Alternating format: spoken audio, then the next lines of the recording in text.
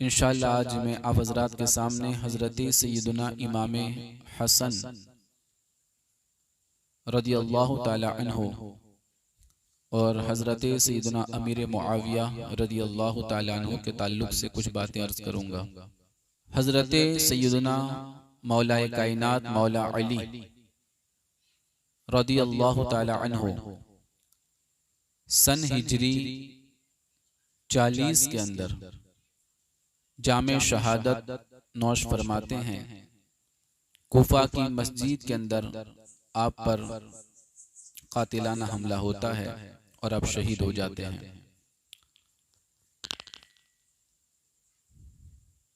हजरत अली रदियल्लाहु ताला अन्हु की शहादत के बाद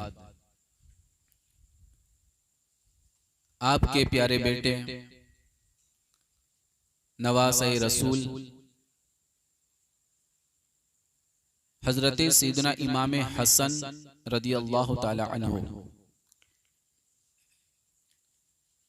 मनसबे खिलाफत पर आप बैठते हैं और आप खिलाफत के फरीज़े को अंजाम देते हैं। कौन हसन रदियल्लाहु ताला अन्हु हैं? हजरत इमाम हसन मुज्तबा रदियल्लाहु ताला अन्हु जो सन हिजरी 3 को 15 रमजानुल मुबारक पैदा होते हैं और उन्होंने अपने बचपन के 7 साल अल्लाह के नबी सल्लल्लाहु ताला अलैहि वसल्लम की आगोश में गुजारे। नबी पाक सल्लल्लाहु ताला अलैहि वसल्लम ने उनकी परवरिश फरमाई, उनकी तालीम और तरबियत अल्लाह के नबी सल्लल्लाहु ताला अलैहि वसल्लम की निगाहों के सामने हुई और अल्लाह के नबी सल्लल्लाहु ताला अलैहि वसल्लम ने आपसे बेपनाह मोहब्बतों का इजहार फरमाया। और हजरत इमाम हसन की जात वो जात है कि उन्होंने अगरचे आक़ा करीम सल्लल्लाहु ताला अलैहि वसल्लम की जिंदगी मुबारका के 7-7.5 साल पाए, लेकिन उन्होंने अल्लाह के नबी से हदीस रिवायत फरमाई है। यानी बड़ी छोटी उम्र के अंदर आपके अंदर वो सलाहियत थी, अल्लाह ने आपको वो जहानत अता फरमाई थी कि आपने हुजूर की जो बातें सुनी थी, जैसी सुनी थी वैसी आगे बयान भी फरमाई है। वरना 7 साल के बच्चे को इतना ज्यादा ये इल्म नहीं होता और इतना नॉलेज नहीं होता कि वो किस तरीके से बातें सुनकर आगे पहुंचाए। लेकिन इमाम हसन मुज्तबा रदियल्लाहु ताला अन्हु ने इस तरीके से आपने हदीसें सुनी हैं और आपने रिवायत भी फरमाई है। प्यारे आका सल्लल्लाहु ताला अलैहि वसल्लम के प्यारे दीवानों, हजरत सैयदना हसन रदियल्लाहु ताला अन्हु जिनके ताल्लुक से ये बार बार आप सुन चुके हैं कि आप चेहरे से लेकर सीने मुबारका तक ये अल्लाह के नबी सल्लल्लाहु ताला अलैहि वसल्लम के मुशाबे थे। यानी उनको देखने वाला ऐसा महसूस करता कि उसने गोया के ताजदार कायनात सल्लल्लाहु ताला अलैहि वसल्लम का दीदार किया है। फरमाया जाता है एक रिवायत के अंदर कि अल हसनु अशबह रसूल अल्लाह सल्लल्लाहु ताला अलैहि वसल्लम मा बैन सदरी इला रास, यानी हजरत हसन रदियल्लाहु ताला अन्हु सर से लेकर सीने मुबारका तक अल्लाह के नबी सल्लल्लाहु ताला अलैहि वसल्लम के बहुत ज्यादा मुशाबे थे। वल हुसैन अशबह नबी सल्लल्लाहु ताला अलैहि वसल्लम मा काना असफला मिन ज़ालिक, और हजरत इमाम हुसैन रदियल्लाहु ताला अन्हु वो नाफ से लेकर के यानी सीने से लेकर के कदमों तक ये ताजदार कायनात सल्लल्लाहु ताला अलैहि वसल्लम के मुशाबे थे। प्यारे आका सल्लल्लाहु ताला अलैहि वसल्लम के प्यारे दीवानों, अल्लाह के नबी सल्लल्लाहु ताला अलैहि वसल्लम ने आपसे बेपनाह मोहब्बतें फरमाई और हजरत इमाम हसन और इमाम हुसैन रदियल्लाहु ताला अन्हु की जिंदगी मुबारका को आप देखें तो आप बेपनाह तकवा और परहेजगारी रखते थे। सखावत का जज्बा आपके अंदर बेशुमार था। अल्लाह तबारक व तआला ने आपको वो बड़ा मकाम और मर्तबा अता फरमाया था कि आपको देखने वाले हमेशा खुश हो जाते थे और हजरत इमाम हसन मुज्तबा की जात वो जात थी कि हजरत सैयदना हसन रदी अल्लाह ताला अन्हु अपने दुश्मन को भी कभी खाली हाथ नहीं लौटाते थे, बल्कि फरमाया जाता है कि आपकी बारगाह में कोई सवाल करता, कोई मांगने के लिए आता, तो आप 1-1 लाख दिरहम एक एक बंदे को अता फरमा देते थे। इतनी ज्यादा आप सखावत फरमाते थे। बल्कि रिवायतों में फरमाया जाता है कि हजरत हसन मुज्तबा रदी अल्लाह ताला अन्हु ने तकरीबन 25 हज मदीना तैयबा से मक्का मुकर्रमा चलकर अदा फरमाए हैं। आपके पास सवारी का इंतजाम होता, आपके साथ गुलाम होते, आपके साथ खुद्दाम होते, लेकिन इसके बावजूद हजरत हसन रदी अल्लाह ताला अन्हु ने 25 हज मदीना तैयबा से चलकर मक्का मुकर्रमा तक पहुंचकर आपने हज अदा फरमाए। और आपके अंदर सखावत का जज्बा इतना ज्यादा था कि फरमाया जाता है कि आपने तकरीबन 2 मरतबा अपनी पूरी जायदाद अल्लाह की राह में खैरात फरमा दी, और आपने 3 मरतबा अपनी आधी जायदाद अल्लाह की राह में खैरात फरमा दी। यानी सखावत आपके अंदर बेशुमार थी। और क्यों ना हो, ये घराना मुस्तफा का घराना है, इसलिए कि ये इस घराने ने हमेशा लोगों पे लुटाया है, लोगों की मदद फरमाई है और लोगों पर अपनी दौलत को खर्च फरमाया है। प्यारे आका सल्लल्लाहु ताला अलैहि वसल्लम के प्यारे दीवानों, तो हजरत सैयदना हसन रदी अल्लाह ताला अन्हु की जिंदगी मुबारका तकवा परहेजगारी की बेमिसाल एक मुजस्समा थी कि आपकी जिंदगी मुबारका को देखकर हमें ऐसा महसूस होता है कि आपके अंदर मौला अली शेर खुदा रदी अल्लाह ताला अन्हु की जिंदगी का अक्स था। ताजदार कायनात सल्लल्लाहु ताला अलैहि वसल्लम की तरबियत बेपनाह आपके अंदर झलक रही थी और आप रदी अल्लाह ताला अन्हु बड़े मिलनसार और आप लड़ाई और झगड़े से बहुत दूर रहने वाले। आप कभी भी किसी भी मामलात के अंदर कभी झगड़े को पसंद नहीं फरमाते थे, बल्कि आप यही चाहते थे कि किसी भी तरीके से सुलह हो जाए, किसी भी तरीके से लोग मिल के रहें, आपस के अंदर मामला ठीक ठाक रहें। इस तरीके से वो अपनी जिंदगी मुबारका के अंदर आपने हमेशा सुलह को पहला दर्जा अता फरमाया और आपने लोगों के दरमियान इस तरीके से सुलह रखी। तो मैं आपको ये बता रहा था कि सन हिजरी 40 में जिस तरह हजरत मौला अली रदी अल्लाह ताला अन्हु को शहीद किया गया, तो आपकी शहादत के बाद ये खिलाफत हजरत सैयदना हसन मुज्तबा रदी अल्लाह ताला अन्हु के पास आई। हजरत हसन रदी अल्लाह ताला अन्हु कूफा में रहते थे, आप वहीं से हुकूमत फरमाते थे, लेकिन आपने जब देखा कि खिलाफत के अंदर कोई मजा नहीं है, आपस में लड़ाई झगड़े इसके सिवा कुछ रखा नहीं है, और आपने हालात को देखा कि अगर मैं ही खलीफा बन के रहता हूं तो कूफा और बसरा के जो हालात हैं और वो बहुत ज्यादा और भी बिगड़ सकते हैं, क्योंकि आपने देख लिया था कि मौला अली के जमाने मुबारका के अंदर ही अंदरूनी अंदर 2 बड़ी बड़ी लड़ाइयां हो चुकी थी। इसलिए हजरत हसन मुज्तबा ने यह चाहा कि मैं किसी तरीके से हजरत अमीर मुआविया से सुलह कर लूं और ये खिलाफत में हजरत अमीर मुआविया के हवाले कर दूं। प्यारे आका सल्लल्लाहु ताला अलैहि वसल्लम के प्यारे दीवानों, आप देखें हजरत अमीर मुआविया रदी अल्लाह ताला अन्हु को इस बात की खबर दी गई और ये मामला तय पाया कि मैं ये खिलाफत चंद शर्तों की बिना पर आपके हवाले करना चाहता हूं और हम आपस में मिलकर सुलह कर लें। जो भी मामलात हजरत अली के साथ हुए थे उसी को एक जगह पर बैठकर हम खत्म कर दें। हजरत हसन मुज्तबा ने जब ये बात हजरत अमीर मुआविया तक पहुंचाई तो हजरत सैयदना अमीर मुआविया रदी अल्लाह ताला अन्हु ने कोरा कागज हजरत इमाम हसन के हवाले किया और फरमाया कि आप जो शर्तें चाहे लिख दें, मैं आपकी हर शर्त कबूल करने के लिए तैयार हूं। कोरा कागज इमाम हसन मुज्तबा को अता फरमाया। और हजरत हसन रदी अल्लाह ताला अन्हो ने फिर जो शर्तें मुतय्यन फरमाई थी वो शर्तें उस पर लिखी गई। फरमाया जाता है पहली शर्त ये थी कि जब तक हजरत अमीर मुआविया रदी अल्लाह ताला अन्हो जिंदा रहेंगे खिलाफत उनके पास रहेगी, आप मुसलमानों के सरदार बन के रहेंगे।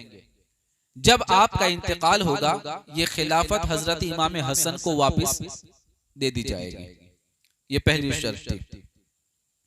दूसरी शर्त ये थी कि हजरत मौला अली के साथ जितने लोग शरीक थे उस वक्त जब हजरत अमीर मुआविया से लड़ाई हुई थी तो इन तमाम से कोई सवाल न होगा, उनसे कोई बदला न लिया जाएगा, उन तमाम को माफ कर दिया जाएगा और अब उनसे कोई पूछगछ नहीं होगी।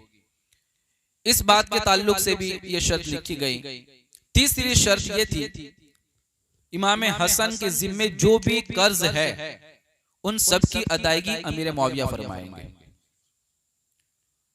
इन तमाम शर्तों पर हजरत अमीर मुआविया रदी अल्लाह ताला अन्हो ने जब देखा तो आपने उसको कबूल फरमा लिया।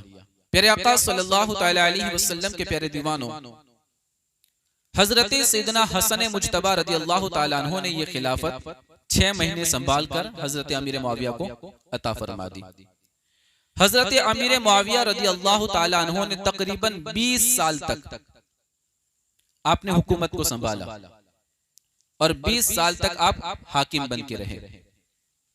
और आपने हजरत इमाम हसन रदी अल्लाह ताला अन्हो से जो सुलह फरमाई थी उसके बाद आपने हजरत हसन मुज्तबा रदी अल्लाह ताला अन्हो को अपनी बारगाह में यानी हजरत इमाम हसन को बुलाया आपने और आपने मजलिस के अंदर इमाम हसन को खड़े रखकर आपने उनसे अर्ज किया कि आप खड़े होकर आप लोगों को नसीहत फरमाएं, आप वाज फरमाएं और लोगों के सामने बयान करें। प्यारे आका सल्लल्लाहु ताला अलैहि वसल्लम के प्यारे दीवानों, इस तरीके से हजरत अमीर मुआविया रदी अल्लाह ताला अन्हो ने हजरत इमाम हसन मुज्तबा से अपनी मोहब्बत का दर्स दिया और मोहब्बत को आपने कायम रखा। बल्कि अल्लाह के नबी सल्लल्लाहु ताला अलैहि वसल्लम ने जो फरमाया था कि मेरा बेटा हसन ये मुसलमानों का सरदार है और वो अन करीब 2 मुसलमानों की बड़ी जमातों के अंदर सुलह फरमाएगा। ये बात भी साबित हुई कि हजरत इमाम हसन मुज्तबा ने सुलह फरमा ली और दोनों के अंदर फिर से मोहब्बतें कायम हो गई और मुसलमानों के अंदर फिर से सुकून और इत्मीनान की लहर दौड़ पड़ी। और 20 साल तक जब तक हजरत अमीर मुआविया रजी अल्लाह ताला अन्हो ने हुकूमत फरमाई, किसी तरीके से कोई हालात के अंदर खराबी पैदा नहीं हुई और सुकून और इत्मीनान के साथ आपने अपने 20 साल हुकूमत फरमाई। लेकिन जैसे ही हजरत अमीर मुआविया रजी अल्लाह ताला अन्हो जब उनका आखिरी वक्त आया सन हिजरी 60, जब हजरत अमीर मुआविया रजी अल्लाह ताला अन्हो के विसाल का वक्त था, आपके इंतकाल का वक्त करीब आया, तो उस वक्त के हालात ऐसे हुए कि आप पर आखिरी उम्र के अंदर फालिज यानी लकवे का मर्ज आपको लग गया। और उस वक्त आपने जब महसूस किया कि अन करीब मेरा इंतकाल होने वाला है, तो उस वक्त हजरत सैयदना अमीर मुआविया रजी अल्लाह ताला अन्हो ने अपने बेटे को बुलाया जिसका नाम था यजीद, जो बदबख्त है, लईन है और जिस पर इमाम अली मकाम इमाम हुसैन रजी अल्लाह ताला अन्हो के खून का एक दाग है जो कयामत तक उसे पूरी दुनिया उस पर लानत बेचती रहेगी। हजरत अमीर मुआविया सहाबी रसूल हैं, कातिबे वही है और पूरी उम्मत के मामू हैं, लेकिन उनके घर के अंदर ये बदबख्त पैदा हुआ। तो उस वक्त जब तक हजरत अमीर मुआविया रजी अल्लाह ताला अन्हो हयात थे, उस वक्त तक उसके अंदर ऐसी कोई आदत नहीं थी कि जिसकी बिना पर यह महसूस किया जाता कि ये बदमाशी करेगा और हजरत इमाम हसन से लड़ाई करेगा। उस वक्त वो बिल्कुल ठीक ठाक था, उसके अंदर कोई बुराइयां पैदा नहीं हुई थी। लेकिन ये सारी बुराइयों की वजह कब बनी? जब उसके हाथ में हुकूमत आई, जब उसने देखा कि सल्तनत मेरे कंट्रोल में है, इसलिए फिर ये हालात बिगड़ते गए और उसने फिर इमाम अली मकाम रज़ी अल्लाह ताला अन्हो के साथ जो ज्यादती की और शरीयत से उसने बगावत की, ये हालात बाद में बने। प्यारे आका सल्लल्लाहु ताला अलैहि वसल्लम के प्यारे दीवानों, इस तरीके से जब हजरत अमीर मुआविया रज़ी अल्लाह ताला अन्हो के आखिरी अय्याम थे, आपने उसको बुलाया और कहा कि देख, मेरे दुनिया से जाने का वक्त करीब आ गया है। तो उसने कहा कि फिर आपके बाद हुकूमत किसकी होगी? तो हजरत अमीर मुआविया ने फरमाया कि अभी तो मैं चंद दिन के लिए मैं तुझे हाकिम बनाता हूं, लेकिन इस हुकूमत का, इस खिलाफत का सबसे बड़ा हकदार इमाम हुसैन की जात है। मैं तुझे ये वसीयत करता हूं कि ये उनके हवाले कर देना, चाहे तो वो खुद हुकूमत करेंगे या चाहे तो किसी और को खलीफा बना देंगे। और आपने वसीयत के अंदर आखिर में ये भी बातें फरमाई थी कि ए बेटा यजीद सुन, तू उनकी कदर करना, उनकी इज्जत करना, हर मामले में उनसे मशवरा तलब करना और उनसे कभी आगे ना बढ़ना। और आपने फरमाया था पहले उनको खिलाना बाद में तू खाना, पहले उनको पिलाना बाद में तू पीना, पहले उनको पहनाना बाद में तू पहनना। ये इस तरीके से वसीयतें फरमाई। और हजरत अमीर मुआविया के ये अल्फाज आज भी किताबों में मौजूद है। हजरत अमीर मुआविया ने फरमाया था बेटा यजीद सुन, हमारी इज्जतें ये ताजदारे कायनात के सदके में है, उनकी आल के सदके में है, हमारी सारी इज्जतें उनके सदके में है। आज के वक्त के अंदर सबसे बड़ी जात है, उनसे मोहब्बत फरमाना, उनसे प्यार फरमाना, उनके साथ मोहब्बत का मामला पेश करना और हर मामले में उनसे मशवरा तलब करना, जो जैसा वो कहे वैसा काम करना, कभी उनसे उलझना नहीं, कभी उनसे दुश्मनी मत रखना। अगर तूने उनको नाराज किया तो अल्लाह को भी नाराज कर देगा, अल्लाह के रसूल को भी नाराज कर देगा। और जब अल्लाह उसका रसूल नाराज हो जाएंगे तो कयामत के दिन फिर तू उनकी शफाअत का हकदार नहीं हो सकता। इस तरीके से हजरत अमीर मुआविया रज़ी अल्लाह ताला अन्हो ने यजीद को समझाने की कोशिश की। प्यारे आका सल्लल्लाहु ताला अलैहि वसल्लम के प्यारे दीवानों, यजीद को ये बातें समझाई गई। हजरत अमीर मुआविया सन हिजरी 60 के अंदर आपका इंतकाल हो गया, आप दुनिया से पर्दा फरमा गए और आप आखिर में ये वसीयतें करते चले गए। प्यारे आका सल्लल्लाहु ताला अलैहि वसल्लम के प्यारे दीवानों, अल्लामा खतीब तबरेज़ी रहमतुल्लाहि ताला अलैहि तहरीर फरमाते हैं कि हजरत अमीर मुआविया रज़ी अल्लाह ताला अन्हो की जब वफात हुई रजब शरीफ के अंदर सन हिजरी 60 के अंदर, तो उस वक्त आपकी उम्र शरीफ 78 साल थी, 78 ईयर्स। हजरत अमीर मुआविया जब बीमार हुए और आपके इंतकाल का वक्त करीब था, तो उस वक्त आप बार बार ये फरमाते थे या लैतनी कुन्तु रजुलन मिन कुरैशिन बिज़ी तुवा वलम अरमिन हाज़ल अम्रि शैआ। आप फरमाते थे ए काश में कुरैश का एक मामूली इंसान होता जो जी तुवा गांव में रहता और इन झगड़ों में न पड़ता जिनमें मैं पड़ गया।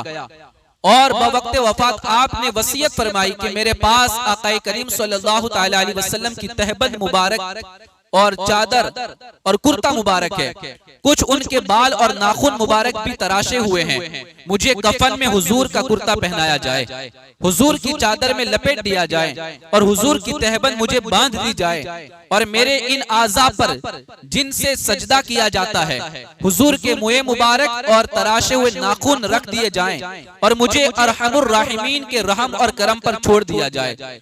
प्यारे आका सल्लल्लाहु ताला अलैहि वसल्लम के प्यारे दीवानों, पूरी तवज्जो के साथ ये बात सुनना। हजरत अमीर मुआविया बवक्त वफात क्या कहते हैं, काश के में हिजाज़े मुकद्दस का कोई गांव का मामूली बंदा होता, मैं ये हुकूमत के झगड़ों में न पड़ता, मेरे पास ये हुकूमत न आती, तो मैं आज बहुत सुकून महसूस करता। प्यारे आका सल्लल्लाहु ताला अलैहि वसल्लम के प्यारे दीवानों, इसलिए कि हुकूमत की वजह से उन्हें कोई ना कोई झगड़ों के अंदर पेश आना पड़ा। हजरत अली रज़ी अल्लाह ताला अन्हु के साथ उनके ये मामलात हुए और जो जंगें हुई, आप फरमाते अगर मैं हुकूमत ना करता, मैं कोई मामूली बंदा होता, तो ये मामलात में मैं ना पड़ता और मैं बड़ी सुकून के साथ अपनी जिंदगी गुजार लेता। काश के ऐसा होता। पता चला कि अल्लाह के नेक बंदे हुकूमतों को पसंद नहीं फरमाते, अल्लाह के नेक बंदे सल्तनतों को पसंद नहीं फरमाते, अल्लाह के नेक बंदे सादा जिंदगी पसंद फरमाते हैं, एक नॉर्मल लाइफ पसंद फरमाते हैं।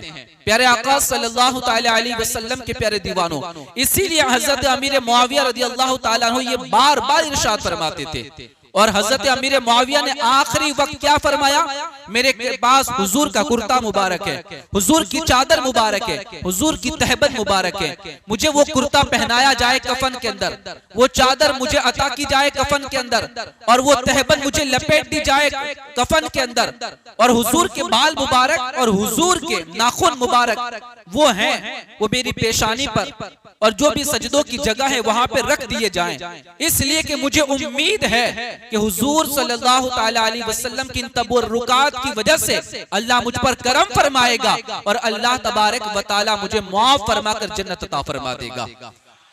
प्यारे आका सल्लल्लाहु ताला अलैहि वसल्लम के प्यारे दीवानों, तबर्रुकात से मोहब्बत करना, तबर्रुकात से प्यार करना और उनको बाबरकत समझना, ये सहाबाए किराम अलैहिमुर रिज़वान का तरीका है।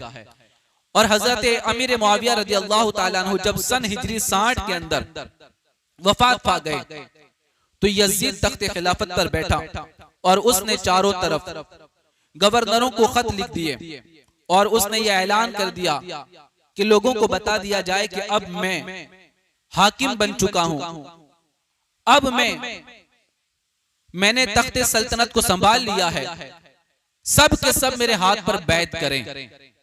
यजीद जो सन हिजरी 25 में पैदा हुआ और ये मामला कब हुआ, सन हिजरी 60 में, उसकी उम्र थी 35 साल।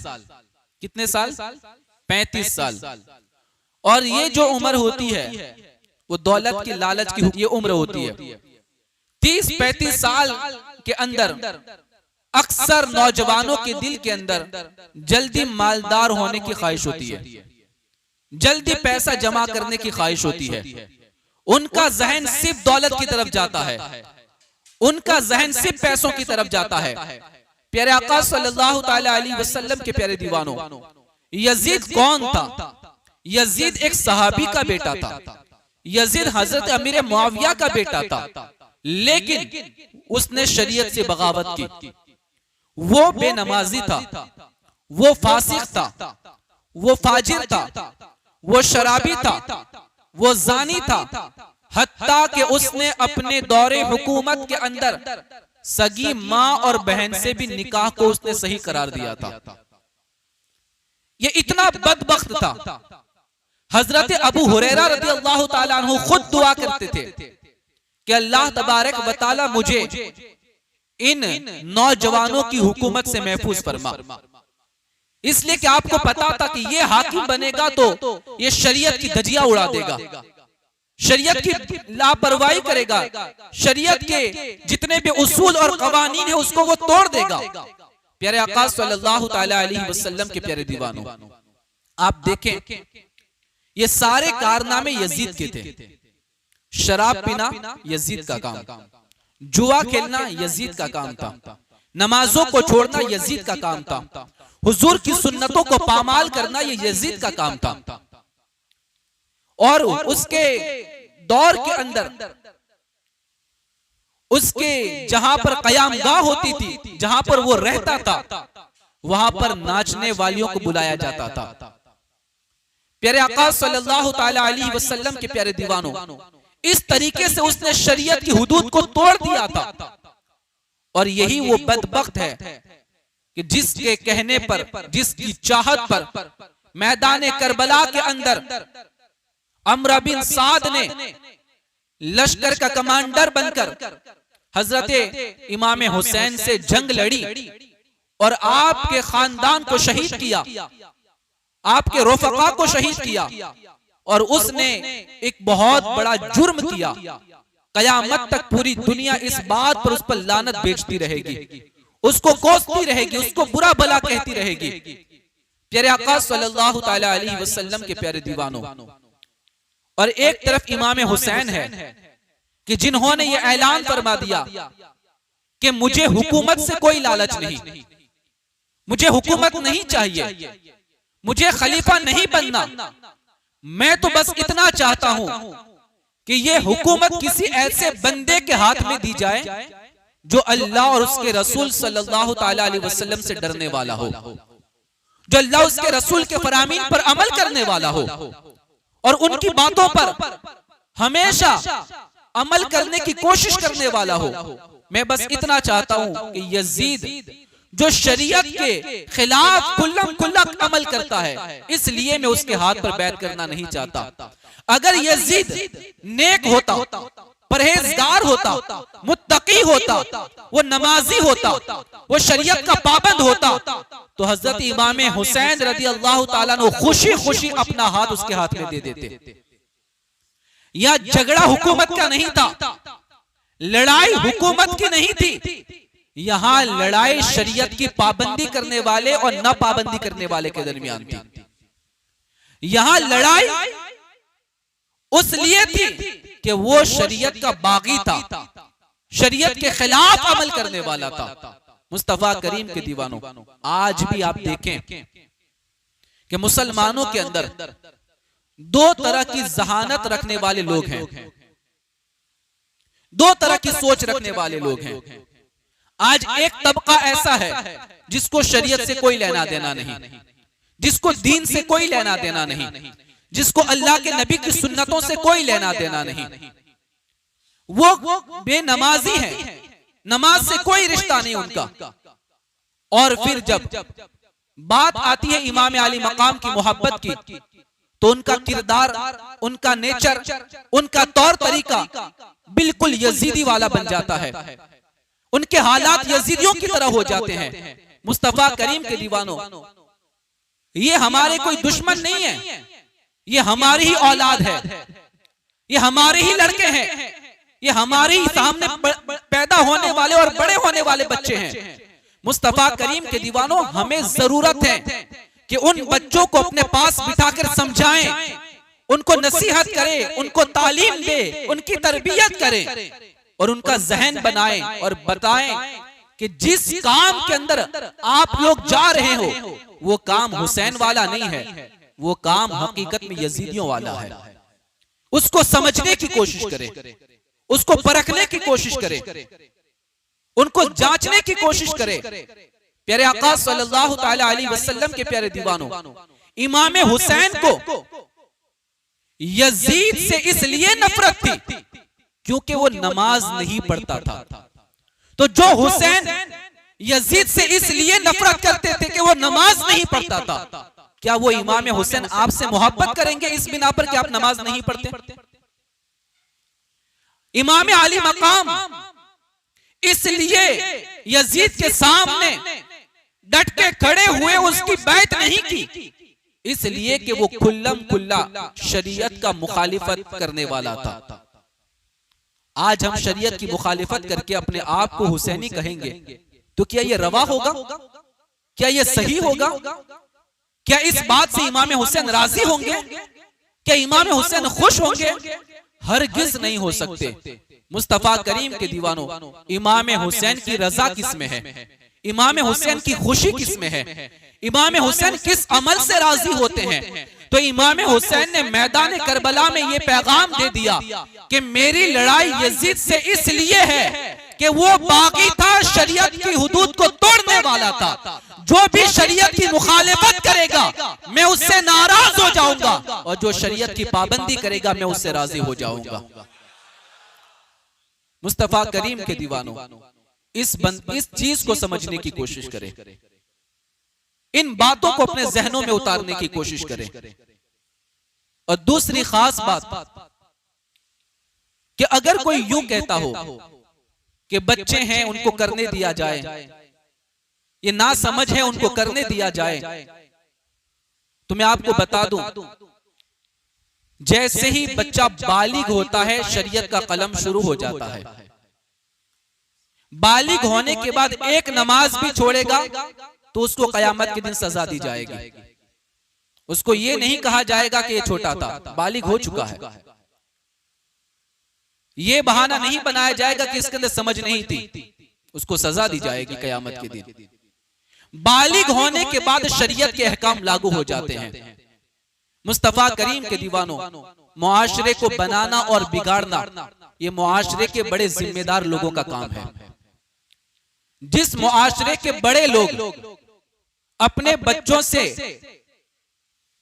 अपनी नजरों को उठा लेते हैं और उनको उनकी मर्जी के मुताबिक काम करने देते हैं, वो मुआशरा बर्बादी की तरफ जाता है।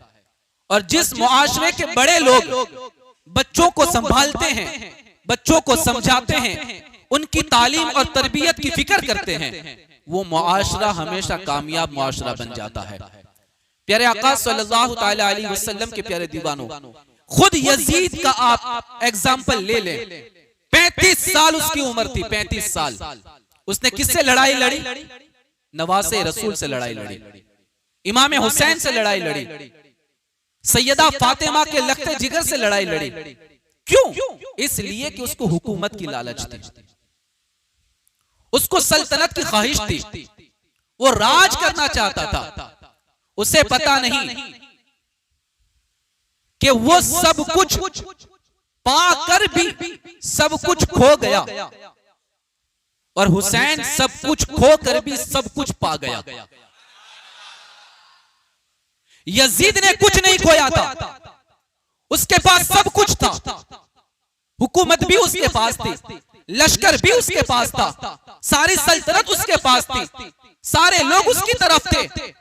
उसने कुछ नहीं खोया था बज़ाहिर, लेकिन हाँ उसने बहुत कुछ खोया था अगर बंदा देखना चाहे तो। और इस तरफ इमाम हुसैन ने सब कुछ खो दिया, अपने बच्चों को खो दिया, अपने भतीजों को खो दिया, अपने भांजों को खो दिया, अपने लगते जिगर को खो दिया, अपनी जान को उन्होंने कुर्बान कर दिया, सब कुछ उन्होंने खो दिया। लेकिन सब कुछ खो कर भी वो सब कुछ पाके चले गए, सब कुछ पा लिया। इसलिए कि हुसैन ये जानते थे मैं सब कुछ कुर्बान कर लूंगा, लेकिन मैं अपने मौला की रजा पालूंगा, मैं अपने नबी की रजा पालूंगा। और यही सबसे बड़ी कामयाबी है। सब कुछ खोने के बाद अगर मौला राजी हो जाता है तो समझ लेना तुम्हारी जिंदगी कामयाब हो जाती है। और यजीद क्या समझता था? मैं कामयाब हो गया, मैं जीत गया, मैंने इमाम हुसैन का सर कलम कर दिया, मैंने सब कुछ खत्म कर दिया। वो इसी सोच में था कि मैंने सब कुछ पा लिया, लेकिन वो सब कुछ पाकर भी सब कुछ खो बैठता है। उसके हाथ कुछ नहीं आता, सब खत्म हो जाता है। उसके हाथ में उस वक्त बज़ाहिर हुकूमत नजर आती थी, लेकिन आज भी सुन्नियों के दिलों पर हुसैन राज कर रहा है। आज भी हुकूमत हुसैन की है, आज भी हुसैन के चाहने वालों की हुकूमत है। मुस्तफा करीम के दीवानों, पता चला हुकूमत इसे नहीं कहते कि लोगों के सर झुकाए जाएं, हुकूमत इसे कहते हैं कि लोगों के दिल झुका दिए जाए। प्यारे आका सल्लल्लाहु ताला अलैहि वसल्लम के प्यारे दीवानों, यजीद तख्त पर तो बैठ गया, उसने इमाम अली मकाम को जबरदस्ती बैत करवाने के लिए खत तो लिख दिए, लेकिन इमाम अली मकाम ने कह दिया नहीं, मैं यजीद के हाथ पर बैत नहीं कर सकता, मैं उस फासिक और फाजिर के हाथ पर बैत नहीं कर सकता। प्यारे आका सल्लल्लाहु ताला अलैहि वसल्लम के प्यारे दीवानों, आपने बैत करने से बिल्कुल साफ इनकार कर दिया और आपने ये फैसला ले लिया कि अगर ये जबरदस्ती करेगा तो मैं मदीना तैयबा छोड़ के मक्का चला जाऊंगा। और हुआ भी ऐसा कि आपने रात के वक्त अपने घर वालों को जमा किया, अपनी बीवियों को, अपने बच्चों को, अपने भतीजों को, अपने भांजों को, अपने भाइयों को जमा किया। उन तमाम को जमा करने के बाद जो हजरत अली के दूसरे बेटे थे, जो दूसरी बीवी के लड़के थे, उन तमाम को जमा किया। और जमा करने के बाद आपने फरमाया कि अगर हम मदीना में रहेंगे तो यजीद किसी न किसी तरीके से यहाँ पर अपना लश्कर भेजकर मदीना तैयबा की पाकीज़ा गलियों के अंदर खून रेजी करने की कोशिश करेगा। इसलिए मैं चाहता हूं कि हम मदीना छोड़ के हम मक्कतुल मुकर्रमा चले जाएं। इमाम अली मकाम इमाम हुसैन रज़ी अल्लाह ताला अन्हु रात के वक्त तमाम को जमा करके ये बात फरमा देते हैं और फिर रात ही के वक्त आप ताजदार कायनात सल्लल्लाहु ताला अलैहि वसल्लम की कब्र अनवर पर हाजिर होते हैं और हुजूर की बारगाह के अंदर अपना दुख, अपना दर्द, अपना गम सुनाते हैं और कहते हैं, या रसूल अल्लाह सल्लल्लाहु ताला अलैहि वसल्लम, आपका बेटा, आपका लख्ते जिगर, आपका नवासा हुसैन आपके मदीना को छोड़ रहा है, और वो मक्कतुल मुकर्रमा की तरफ जा रहा है। और आप जानते हैं कि इमाम हुसैन की शहादत की खबर पहले से सबको थी। मेरे नबी को भी पता था कि मेरे नवासे को शहीद किया जाएगा, मौला अली को भी पता था कि मेरे बेटे को शहीद किया जाएगा, सैयदा फातिमा को भी पता था कि मेरे बेटे को शहीद किया जाएगा, खुद इमाम हुसैन को भी पता था कि मेरी शहादत होने वाली है।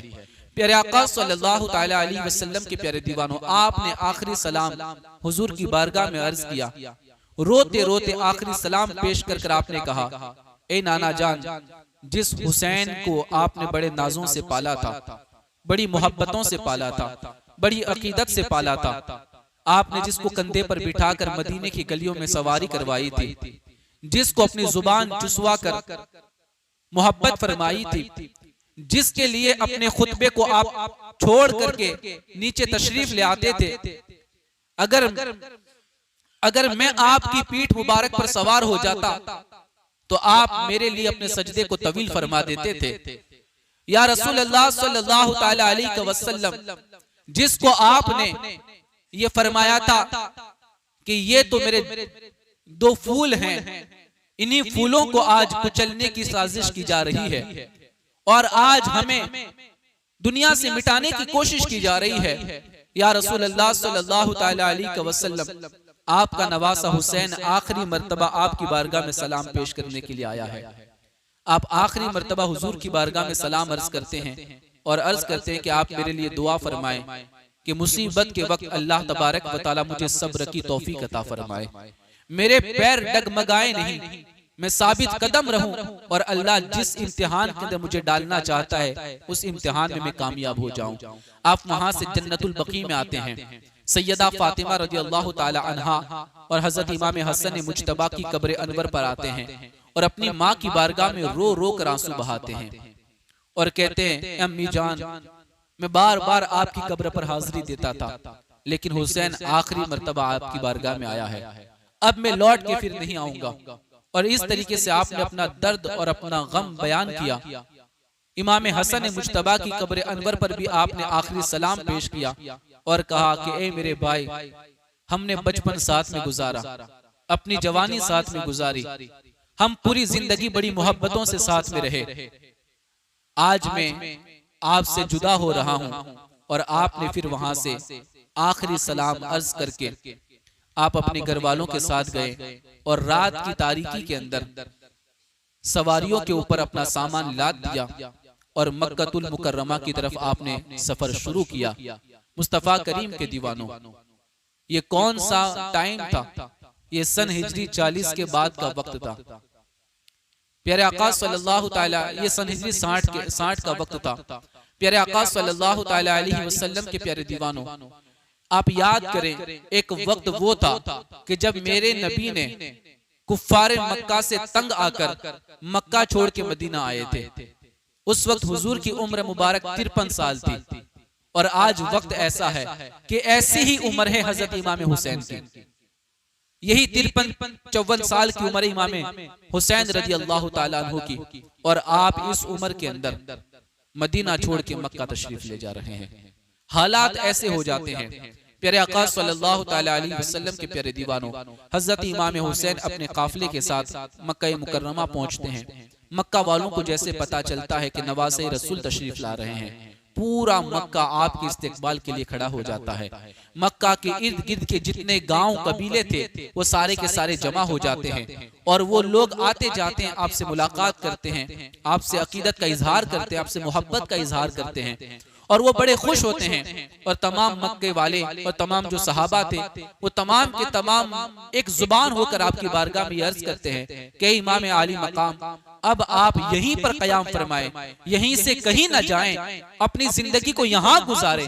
हम बड़े खुश हैं कि आप मक्का मुकर्रमा तशरीफ लाए हैं। प्यारे आका सल्लल्लाहु ताला अलैहि वसल्लम के प्यारे दीवानों, उस वक्त हजरत इमाम हुसैन रज़ियल्लाहु ताला अन्हु जब मक्का मुकर्रमा पहुंचते हैं, बड़ी अकीदत और मोहब्बत के साथ आपका इस्तेकबाल किया जाता है और आप कयाम फरमाते हैं। लेकिन जैसे कूफा वालों को पता चलता है कि इमाम हुसैन मदीना से मक्का आ गए हैं, तो कूफा वाले इमाम हुसैन को खत लिखना शुरू कर देते हैं और खत के अंदर इस बात का इजहार करते हैं कि आप जल्द से जल्द कूफा आ जाएं, हम यजीद के हाथ पर बैत नहीं करना चाहते, हम आपके हाथ पर बैत करना चाहते हैं। आप आ जाएंगे, हम आपके हाथ पर बैत कर लेंगे।